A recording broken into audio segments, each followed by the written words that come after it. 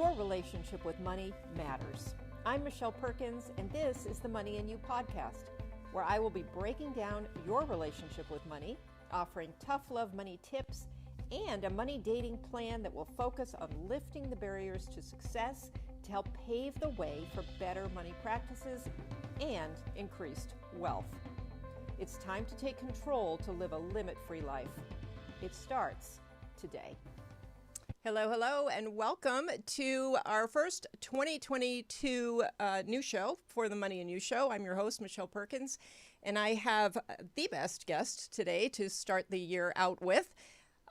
Chris Hood is the head of business innovation and strategy for Google, and he is going to provide, I think, what we really need going forward in 2022, which is a great insight into innovation and strategy for all of us going into a time when everything around us is changing. I can't think of a time that I remember when so much is evolving and changing, and so it is a really exciting time.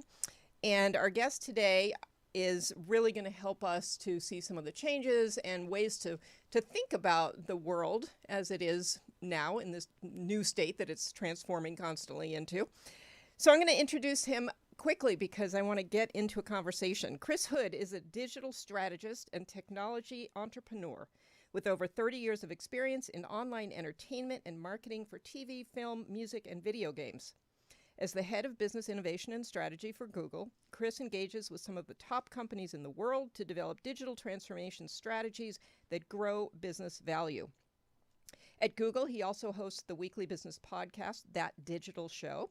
Previously, Chris Hood worked as a director for Fox Broadcasting, where he developed storytelling technologies and innovated new mechanisms for viewers to engage with television content for shows like Glee, Gotham, Sleepy Hollow, and The X Factor, and American Idol. His work included the development of TV Everywhere products and interactive media platforms for streaming services. Chris also teaches in the Information Technology Department for Southern New Hampshire University and Colorado Technical University. Chris, welcome. Thank you. So pleased to have you here. Thank you so much. I just think opening the year with someone who is the kind of thinker you are is going to be really exciting for people. And I know the show is about money, but we're going to sort of transcend that today and really talk about how people make a living, how businesses grow and develop, and really change this idea of innovation. We've seen so much of it in, well, really forever, but especially it's kind of come to the forefront in the last couple of years. So I'd love to just hear almost a summarization, I guess, of maybe what you've learned or what companies and businesses should have learned from these last couple of years and going forward into 2022. Hello. Yes, welcome. Thank you for the great introduction. And I think you're right. In your opening, you talked about it. It's change. Change is inevitable. And I think the one thing that we can take away from the last 2 years is that disruption can happen at any time. And it doesn't mean a pandemic every time, right? But it could be anything is going to ultimately disrupt you. That change that happens upon us at a moment's notice. And whether that is a life experience or something that changes within our own lives, family, business, work, pandemic, on and on and on, your industry, your business, your own personal finances, they will be disrupted at some point in time. It's inevitable. And if you go across the process of thinking about it, what your personal strategies are, what your business strategies are, with that mindset that anything can be disrupted at any point in time and change is inevitable, then I think you're at least in the right starting place. You've got the right mindset to begin moving forward and being able to adapt to those changes as they happen. That is probably the number one first step for everyone who's listening. Thank you. Yeah, that's and I wanted to say you thank me for reading your bio. That was the tiny version of a very giant bio. You've got such an impressive background. So I just yeah, I'm really fascinated actually by with with the career you've had and the strategies you've developed. I love that you brought up mindset first. And then how does one go about being a strategist? I mean, was this natural to you? Did you develop certain skills and techniques? I'm really curious as people start doing their planning. I'm doing a planning workshop tomorrow with people. How do you think about strategy? Yeah, that's a complicated Yeah, I question, know. but for me, it did come relatively naturally, but that doesn't mean that it's not a skill that can be learned. And the key in understanding strategy is having the ability to see the big picture.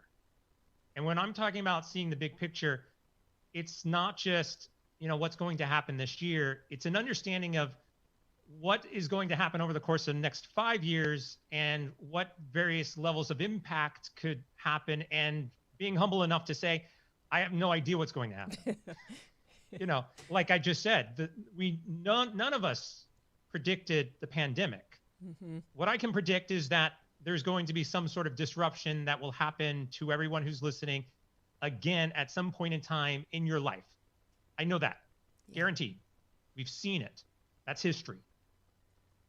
But understanding the big picture of things, of a business, of an industry, of your competitors, of money, of trends, of pop culture, and then add on to that a sprinkle of all of your favorite things in the world and news and reality and fiction.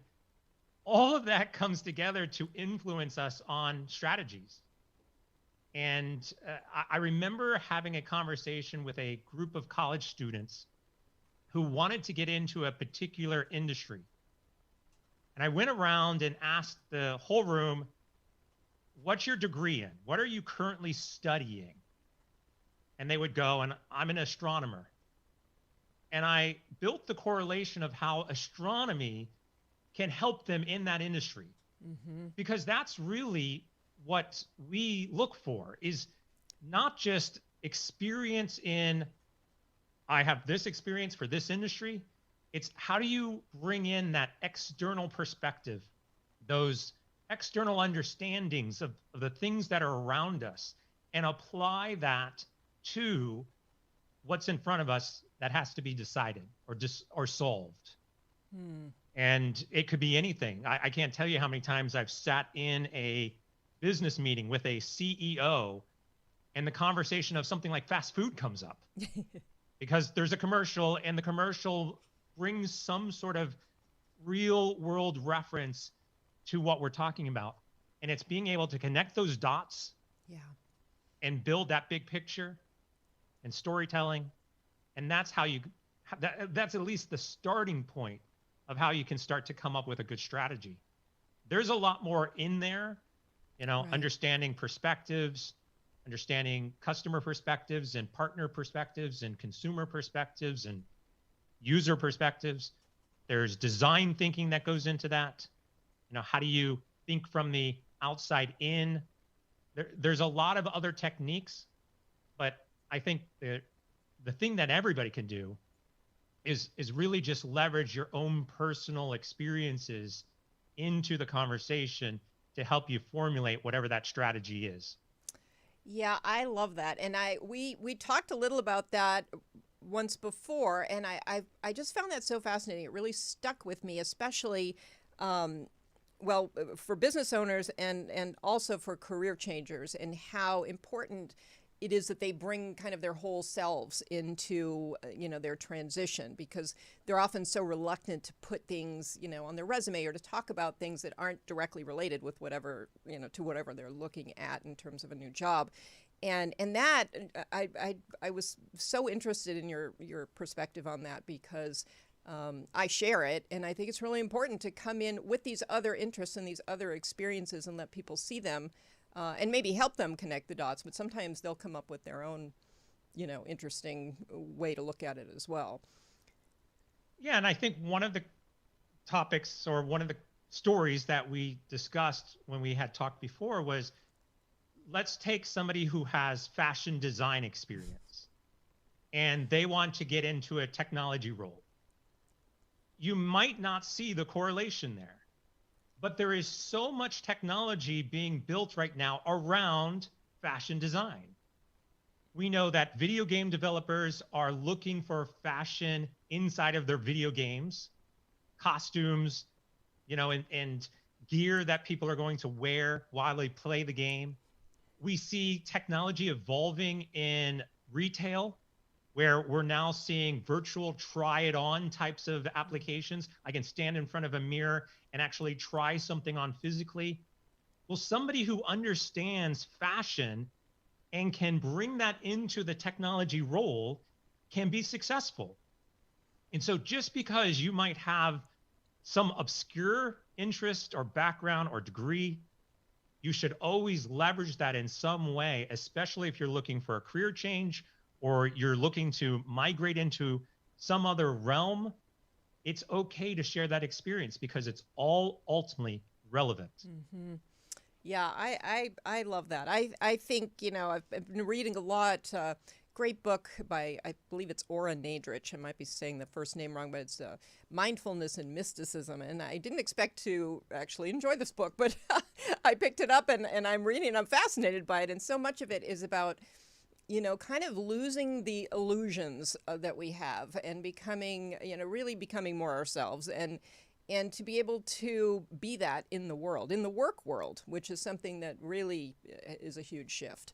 And I just find it freeing for people, and I find it, productive, I think, for businesses too, to allow some of that in. And I was actually listening to your podcast one day, that digital show, and I heard some really interesting things along those lines and really kind of taking care of employees in that way and allowing them to actually have feelings at work and all kinds of things. I'd love for you to just speak about that for a minute, as companies too are trying to shift their cultures so that people want to work for them. Yeah. It's challenging for a lot of smaller businesses and even medium-sized businesses because they want to hire employees, but then those employees are looking for these incredible working experiences and cultures. And then you get into this kind of catch-22, like, well, we can't hire anybody because we don't have the culture and no one wants to come work for us.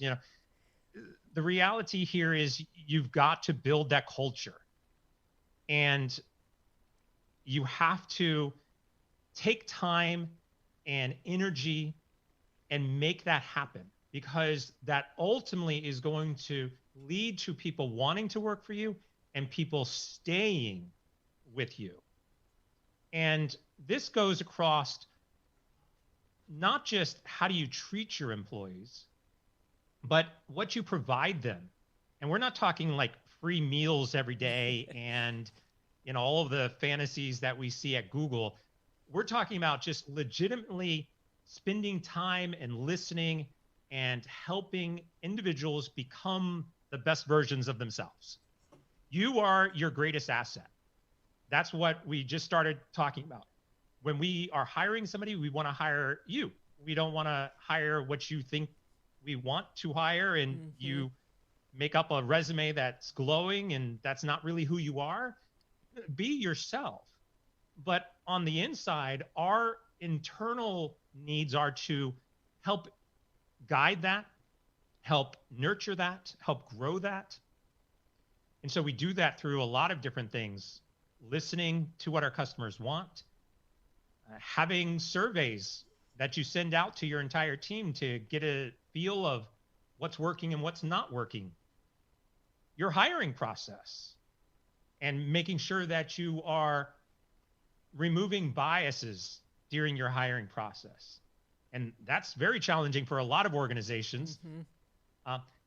But all of these different things are designed to help bring this really strong employee-centered culture into an organization so that they are successful. And we know that if the employees are successful and happy, they're going to work harder, they're going to produce more, and they're going to stay longer. Mm-hmm. And that tends to be the biggest challenges that companies have with keeping employees. Yeah. Yeah, thank you. It's so important to hear that there is a huge cost component to not doing that. I mean, as much as there's a cost component to doing it, there's, I think, a greater risk if you don't. At least I think that's what's being seen today. What are some of the things that you think maybe smaller companies could do that would work? I know money's not the only driver. It's not even one of the more significant ones when it comes to culture, I don't think. Yeah, see, these are challenges for a lot of companies just in general. And I'll give you a great example of this. I was speaking with somebody who was in HR, and they were complaining that it was the end of the year and there were a set of employees that were expecting certain raises and promotions. And because it's the end of the year, you have to do that. And they were fearful that if they didn't provide that promotion, that they would probably lose that employee and they would go off to another job. Very common. I'll give you another one because it's also employment related, and that's in your hiring process. I can't tell you how many companies out there are hiring people because, oh, I know this individual, I trust this individual, I'm going to bring them in and hire them, right? Here's an example at Google. Google has everything very structured. There is a promotional period, there is a promotional guideline, and we do not deviate from it no matter what.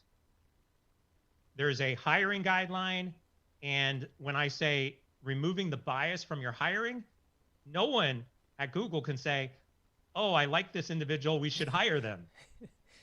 We actually have a series of 4 or 5 interviews that are all by individuals that are not, very specifically, that are not associated with the role that we are hiring for.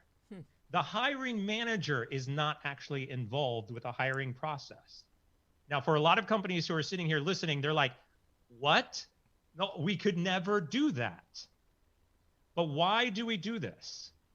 When we allow other people within the organization to help with the hiring process and to ensure that the fit for that candidate matches the culture of the organization that we are trying to create, it brings in a better perspective. We get through all of those biases, and it's not about just hiring somebody for the sake of hiring somebody. Same thing with the promotions. Set promotion times, set promotion schedules, set promotion metrics. We don't deviate from that. So if an executive comes and says, we really need to give this promotion now or else this employee might leave, our response might be, then they leave. There is a set time when we give those out. And I can tell you, there's a lot of organizations. So this individual I was talking to in HR, point blank said, oh, we could never do that. Well, if you cannot do that, then you're going to constantly have these same types of problems. And that's what you have to start thinking about, because that costs nothing for you to do. That's just a policy that you have to implement and enforce. And that will drastically start to improve the culture of your organization. Yeah, really, really interesting. And, you know,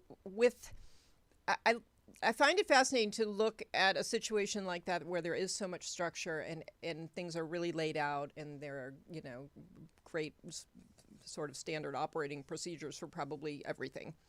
And then you look at the more, you know, the smaller, more entrepreneurial ventures out there and you know, just kind of trying to bridge that gap from having almost nothing in place like that to try. And I work with people who they're trying to get there, but the time involved in doing it and everything else becomes almost, overwhelming. But when I'm listening to you, I'm realizing, it's so crucial.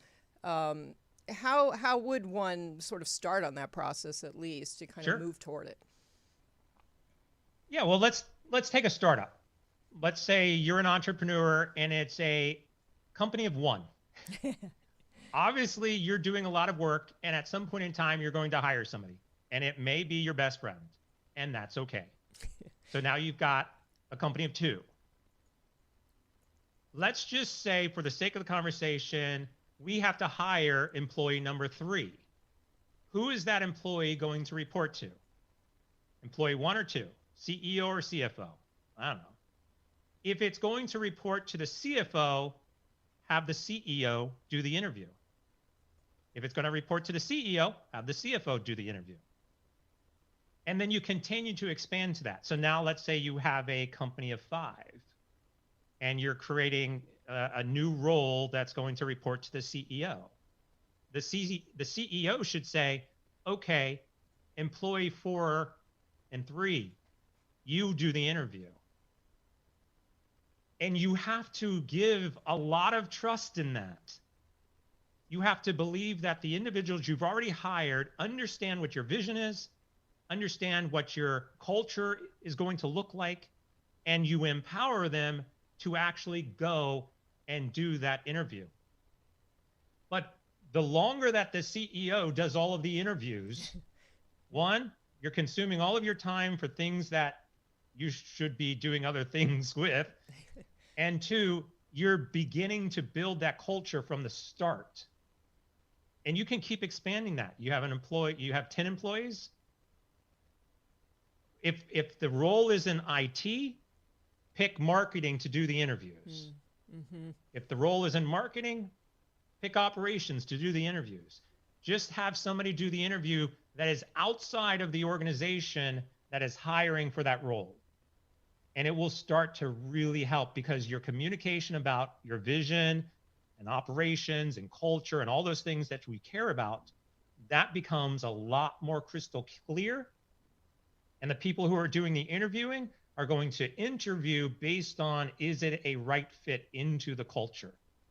Yes, the job role is important, but typically, and to give you another example, Google example, we have 4 interviews, and one is skill set.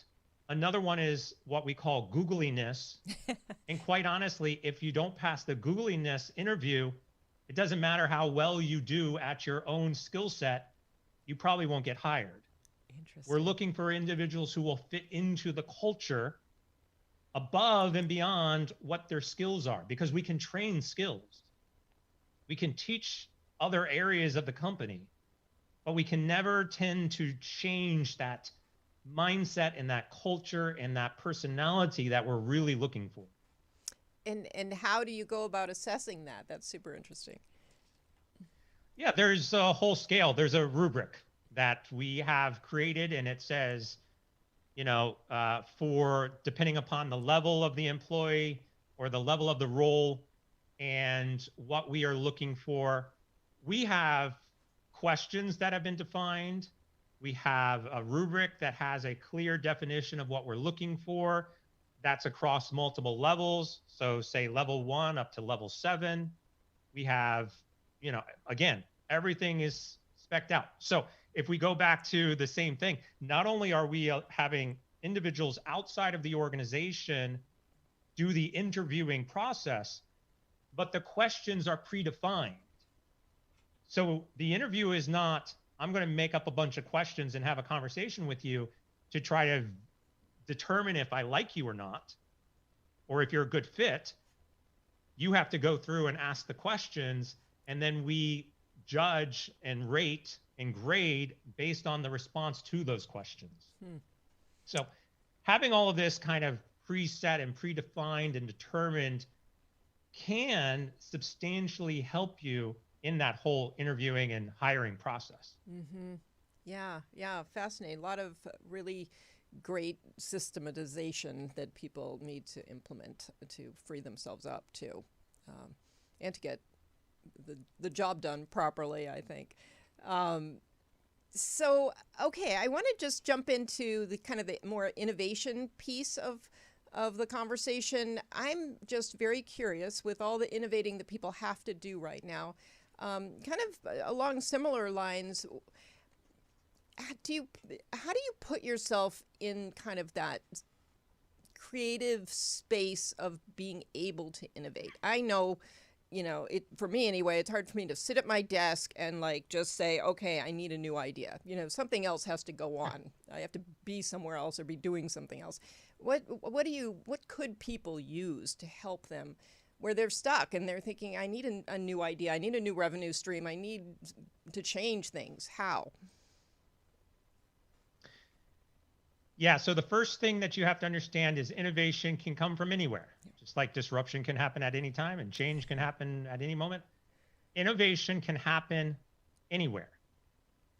So if you have a small company with 10 employees, all 10 of those employees are your chief innovation officers.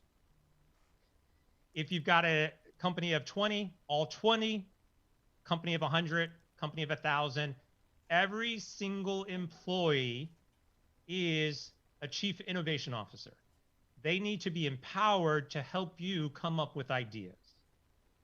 And that's because, look, I've come up with a lot of wonderful ideas in my life, but I could never have possibly come up with every single possible idea.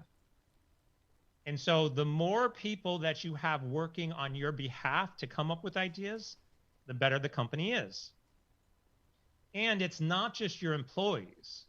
The really successful companies capture that innovation outside of their company as well. So they're using, say, external customers or external developers and setting up technology in a way so that outside people can create new things and products and ideas for you on your behalf. And when you can then create this network or an ecosystem of innovators around the world, then you're really tapping into some creative potential. As for you and you yourself, we all have our own creative processes, whether that's through meditation or in the shower or driving in a car or taking a nap and thinking while you sleep. All of that is possible to create new ideas. The piece that is challenging for the organizations is to find ways of, one, empowering that everybody can create and submit ideas, and two, capturing those ideas and knowing how to act upon those ideas. And so if you can empower the employees to say, okay, every single person in this office is a chief innovation officer. And if you have an idea, here's how you can submit that idea. And here's the process that we go through to validate that idea or to work on the idea, then great. That's one way you can do it. The other way that you can do it is by giving people the opportunity to hone in on the idea or to build the idea. So another example at Google is we have what we call a 20% project. What that really means is that as an employee, you've got 100% of your time at the company. 80% of that time is dedicated to what your job is, what your role is, what we've hired you for. But we're going to give you another 20% of free time to learn, grow, or try something new. Or if you've got a great idea, go execute it and see if it works. Prove it out. And again, this is a scary idea for a lot of companies because they're like, well, we need people performing 110% of their time doing what we've hired them to do. Well, those companies tend to find that they don't have time for innovation. And so they get very stagnant. And occasionally somebody comes up with an idea and they go try and execute on it. or they have one person within the organization and it's their idea to come up with product ideas and that's all they do. And then they create a roadmap and then they try to execute on it.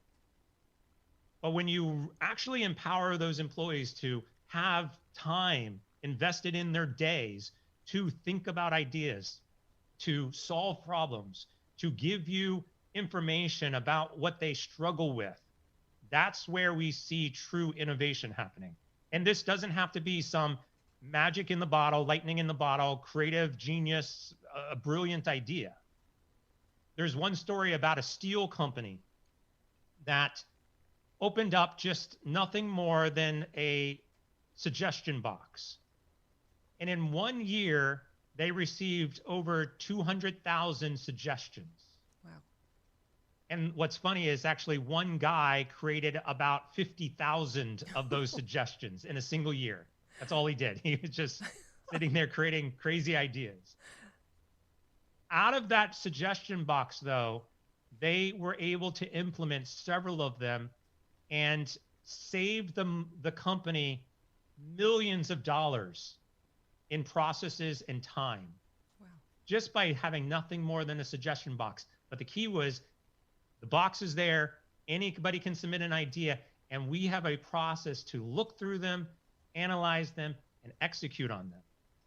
And it was successful because they saved millions of dollars in process costs. Wow.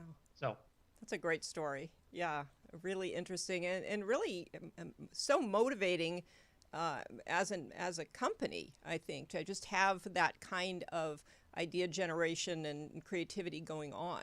I mean, that just seems like an environment that would be very energizing to people. So, yeah, really, really fascinating. You have had, like I said before, an amazing career, and you've made a lot of changes yourself. What would you say to somebody really at any age? I mean, young people coming up, but also midlife people making a change. I don't know if you've had roadblocks along the way or any disappointments at all, but you know, you've definitely continued, it looks like, to grow and develop and do cool, wonderful new things. Appreciate that. Yeah, of course I've had roadblocks. I still have roadblocks. Even today, I'll have a roadblock. I think it's how you take it. You know, you can't take it personally. We have this saying at Google, and I'm sure others have heard it before: fail fast, learn how to fail fast. It's a common business theme. It's also learn how to recover fast. You know, failure is part of it.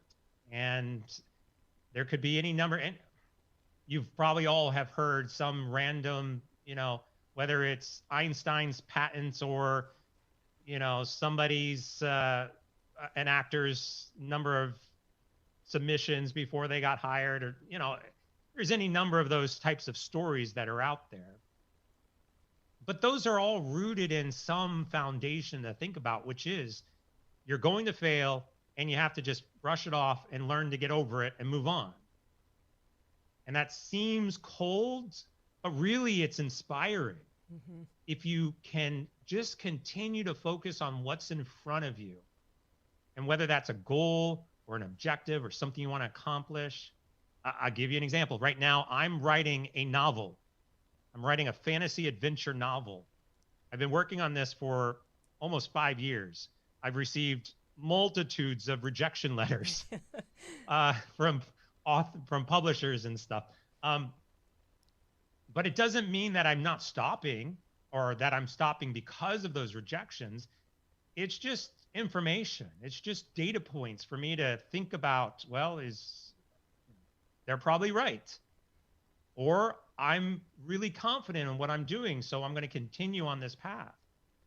You got to look at it as, you know, information to help you make those next decisions. But I would encourage everyone who's listening, if you've got a passion for something or an idea, pursue it. If you want to return to school and get a new degree, pursue it.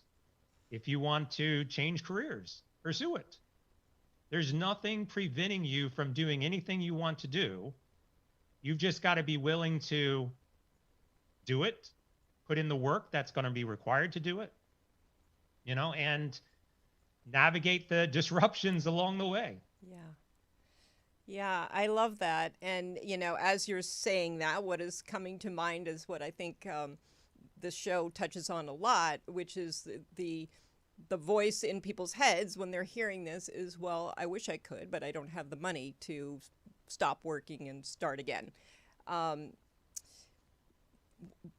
Would you have any sort of, money mindset type of answer to that?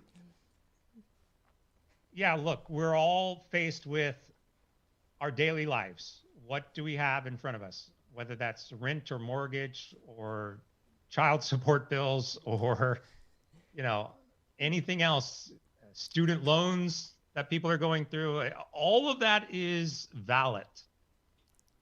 And so, yes, you've got to be able to maintain what it is that you need to maintain. Can you take a hard look at some of that? Can I not go to McDonald's as much as I do? Maybe. But sometimes I really like McDonald's, or donuts is for me. So, you will have to make some hard decisions, and you will have to look at your finances in a way to say, I just can't do this.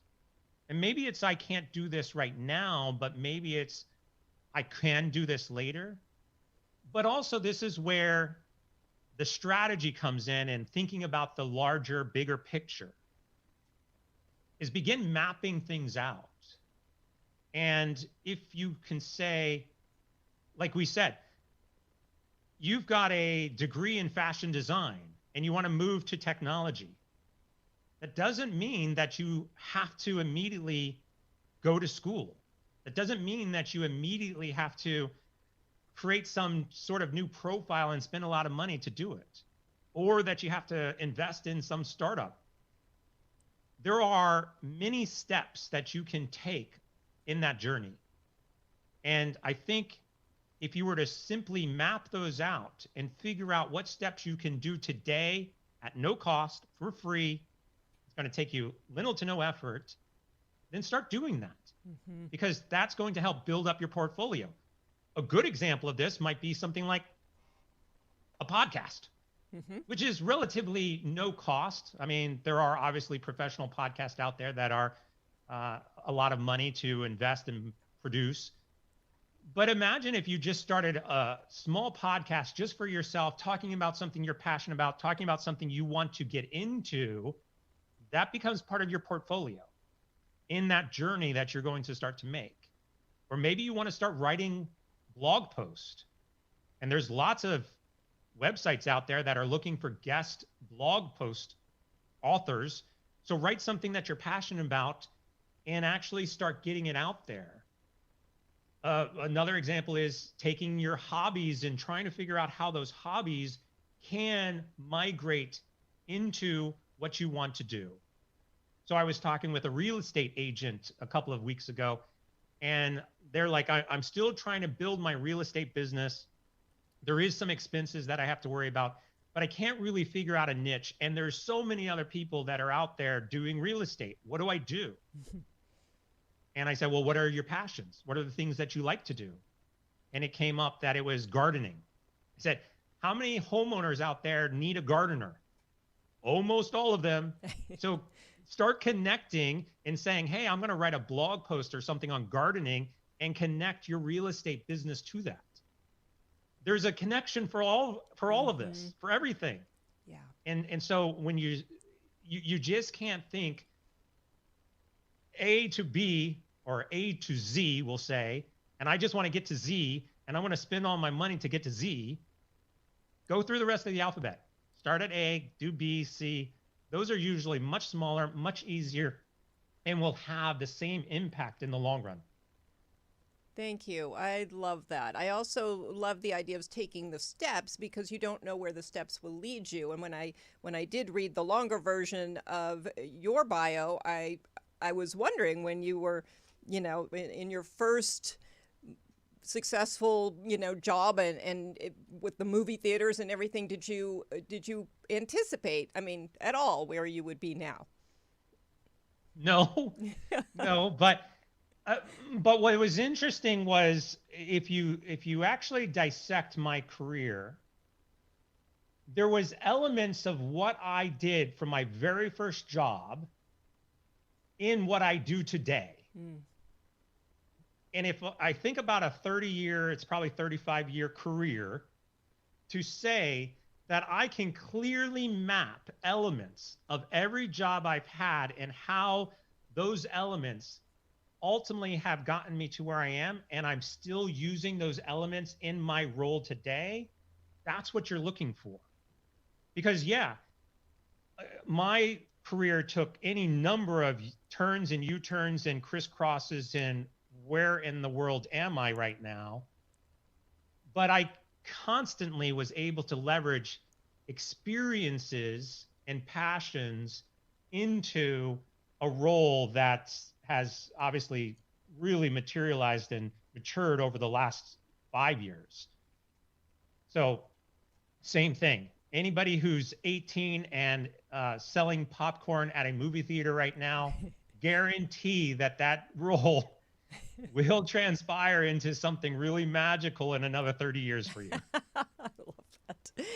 Thank you so much. I could talk to you all day. I promised you a stop about now, so I am going to respect your time. I saw some posts maybe on LinkedIn from Gary Vee talking about kindness being such an important aspect of business today, and more people should be kind in their businesses. And I want to thank you for your kindness in coming on and taking part of your day to be here. I really appreciate it. You're fascinating. There's so much more that people can learn from you. Can you tell people how they can find you and learn from you and listen to you? Sure. Again, appreciate that. Yeah, I think kindness is definitely one of those things that not only makes the world go around, kind of cliche, but I think definitely helps businesses grow and prosper as well. So I totally agree with that. But yeah, if you want to learn more about me or get in touch with me, the best place to do that is reach out by my website or blog at chrishood.com. CHRISHOOD.com. And on there, you can find a lot of things that I've produced and all of my social media where you can reach out to me and connect with me. And if you want to email me, feel free to do so. Happy to talk to anybody. Thank you so much. And I'll be looking for that novel. I think that's very exciting. I love all the different passions. I love the fact that you even use the word passion. It's a little bit taboo these days, it seems like, but I still believe it's important, however you define it. So, definitely. Yeah. Well, Chris, thank you again. Very much appreciate it. And I think people will learn a lot from you and from this show. And great information, great stories. Thank you. Again, appreciate it. Thank you. And thank you for listening, for all of your listeners. Okay. Yes. Thank you, listeners. We love having you show up on the Money and You show. And please join us where anywhere podcasts are found. You'll find this one. Apparently, I can't talk anymore. And also on the Limit Free Life YouTube channel. We will be streaming from ubngo.com every Monday night at 7. And I can't wait for you to hear this show because I really hope it'll open your mind, shift your perspective, and allow you to be more innovative and more strategic going into 2022. Don't forget to give yourself time for that. Don't just jump into the work. Step away and make sure that you take some time to create the vision and the strategies that you're going to need to be successful in 2022. So thank you so much, and we'll see you next week.